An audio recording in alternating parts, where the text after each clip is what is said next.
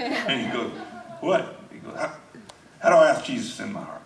And so that's how he did it. So he wasn't like a real strong Christian, but they were like, I think his wife was like seeing God move, you know, in my life. So like, and God used this guy because he's not like your typical Christian guy. But anyway, we were doing a lot of business together, and they just invited me to church one day, and I went.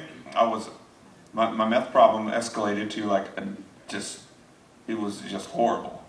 It was really bad, and it was 2004 around Christmas, and I went to church with him, and the pastor got up, and he was talking about how his life used to be messed up, and how he threw his wife against the wall once, and then he said, I need to change my life, and they got saved, and he became a pastor, and his whole life's been better, and how all these lives have been changing in his church, and I was just listening to him going, man, this guy's like talking to me, you know, and he didn't even know me, you know, and he said that Jesus was real, and if you just invite him into your life, and you start to talk to him every day, and build a relationship with him, he said all this stuff in your life will start to fall away. That's hurting you. And if you want it gone, he'll give you the power to do it. And so I was like stoked. I was like, I could come to the Lord like this, you know, just, you know, start praying while I'm on drugs, and he could help me get off them, you know.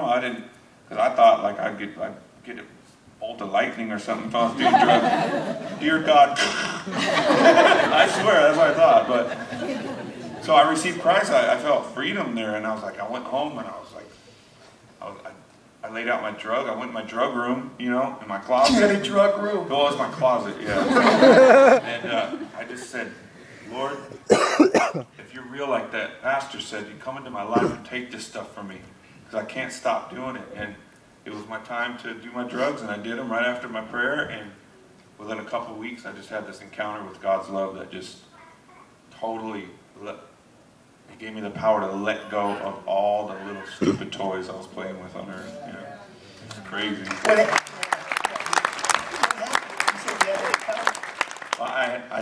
God just showed me He's real. He came in, and I felt like I was saying earlier. It's really, there's no human words to describe what I felt. You can say peace, you can say love, but it's more than that. It's way more. When divine love comes and touches you, it's like it gives you the power to, with everything you need, you know, and it gives you just the strength to want to fight for yourself and your family when you're sinking, you know. And so I was just like, I felt like heaven. I felt like, you know, heaven just came and wrapped around me and said, there's more to this world than you're in. Stop living for yourself. Stop living for your pleasure. Stop, you know, and come follow me. And I'll show you like a wild, exciting life that you never dreamed of, you know. And it was so real to me. The revelation opened up that I got so excited that I wanted to follow Christ, and I wanted to take care of my daughter, and I wanted to stop touring so much, and I wanted to be healthy. And so I just started praying. Like I went to the church, and I heard what the guy said to do, and I did it, and I got results. That's what it comes down to, you know.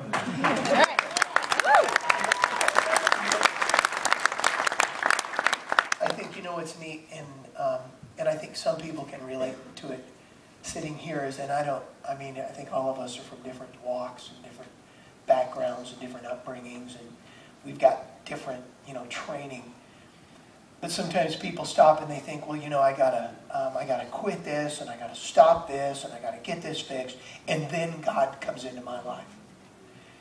And what you're saying is really what Jesus said in the New Testament. Just come just as you are. You can't whip it, you can't fix it, you can't clean it. But if you will get real with me, right where you're at, I will prove myself to you in such a way that you can't deny it. And it sounds like that's what happened to you. Exactly what happened, and it freaked me out because it was like, it sounds too good to be true. What do you mean, this invisible Jesus? Like, you know what I mean? It's just, it sounded like, if you would have told me that like 7 years ago, I'd have been like, get away from me, you're stupid, you know? But when I was at a place where I was like, if this isn't true, then I'm jacked because I want to croak from these drugs or something. So I was like, I just tried it, you know? And it was just like a whole, like, it seemed like a fantasy that could never be. It was like really true. And He revealed Himself to me, and it's like the best thing ever. And like, you know what I did is I threw away my drugs, the next day I just like, I threw them in the toilet, and I took pictures of myself throwing them away. There's pictures of my book out there, of the last drugs that I had, and I was just really free. And what I did in the next few months after I started, or the next couple of years actually, is I treated, my money was, I was telling you how much I trusted in money and how much I wanted. Well, I wanted to show God that like it wasn't my God anymore. So I started giving away a lot and stuff. So I've been going through financial troubles because I did some stupid stuff, and you know, the church I was at didn't want my money. They wouldn't take it because everybody thought they were trying to use me for my money. They're brainwashing them, so they wouldn't take my money. But you know, I went and built orphanages in India, and I was giving money away, and I was living off the money for a few years, and I got to a place where I really have, you know, on the money it says trust in God we trust, you know, on our money. And so I had to really walk that out, because I was like, my money was like, you know, gone. You know, a lot of it. I still get royalties and everything, but there was a time where I was like going, wow, well, you're gonna have to provide for me, you know, because I don't know what to do right now. So it's just Peace. yeah, I got this peace, because it's like everything that comes at me, every struggle in life, I get through it, you know, and it's like he has an answer for it, and it's so cool, you know. It's just, you just got to trust like a child, you know. A lot of you know, and it's like you're just on this wave, you know, riding this wave, you know. And sometimes it gets big and scary, and sometimes it's little and just peaceful and a fun ride, but it's just an adventure. It's really cool. What did, let me ask you, just to kind of, you know, you're in corn. Where everybody, I mean, you don't know many Christians. These two guys that are real estate partners with you, those are really the only Christian people you know. So all of your friends and everybody around you are not Christians. Your family, not Christians. What did they say when you came to them and you said, I'm quitting, or Jesus touched my life, or whatever you said? What did they say? They said, where has he been getting his speed? What kind of stuff's in that? No, they thought I went crazy, obviously. You know, a lot of people do when you do that. And my parents thought I went nuts. You know, I gave them a book called The Book of Martyrs, and I was like, this is who I am now, Mom. And she was like, what? So she went, her and my dad went to this church by their house to see what happened to me. And 6 years later, they're still there, and they're like, they serve at the church. My band members, they were really hurt because I just up and left, and I said goodbye to another 25, I think it ended up being 23 million they got, and I knew it was coming, so I could have got another like a big chunk of millions of dollars, but I felt like God said to leave it, you know, and not live for money anymore. So I left him right at that signing thing, and that's, you know, I said no to that money, and I just walked away, and I don't regret it one bit. It's been, but this shows how real God is too. There's another guy that got saved in corn. He got saved like 6 months after me. It's the weirdest thing. The guy say a quick testimony. His dad called me after I got saved, and his dad's a prison minister, and he's like, hey, I'm so happy for you got saved. He goes, man, I've been praying for you guys. I'm praying for my son especially.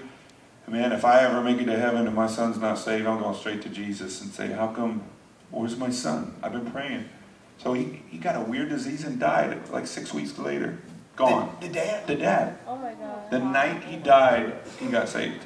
Oh. It's like he went straight to Jesus, you know what I mean? Just like he said. Oh my God. So I was able to tell him that, and anyway, this is how a real God is. God will have a relationship. It's a personal relationship with you and him. Sure, you come to church, you learn how to grow, but it's a relationship every day with you and him. He told me to leave everything. Take care of your daughter. No more corn.